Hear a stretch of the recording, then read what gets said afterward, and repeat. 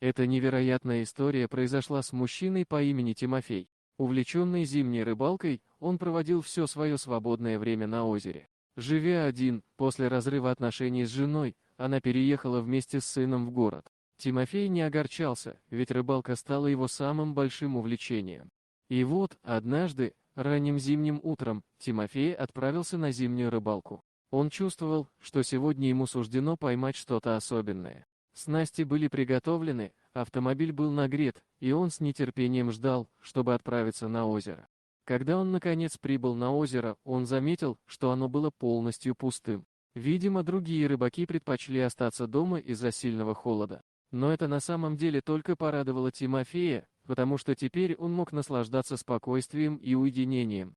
Он выбрал место посередине озера, где было хорошее замерзшее место, и начал подготавливать снасти для ловли. Вскоре лед треснул, и первая рыба попала в его сеть. Улов был необычайно хорошим, и именно этот факт полностью поглотил внимание Тимофея. Он так глубоко погрузился в свои рыболовные заботы, что даже не заметил, как к нему подкрался медведь. Когда Тимофей внезапно повернулся, его глаза увидели огромного зверя всего в нескольких шагах от него. От испуга он не смог сдержать крика, и его сердце загудело в груди.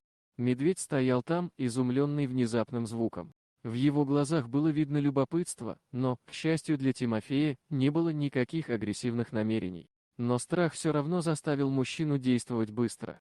Наблюдая, как медведь поедает его улов, Тимофей решительно повернулся и побежал к своей машине. Он знал, что не может сразиться с таким могучим существом, поэтому единственным шансом на спасение было покинуть его территорию. Страх и адреналин привели его к действию, и он сумел достигнуть своей машины. Тимофей запрыгнул в салон, быстро завел двигатель и покинул место, где происходила его драма. Пока он был под действием шока и стресса, он сумел сохранить спокойствие и сохранить контроль над ситуацией. Он ехал, пока не почувствовал, что попал в безопасное место.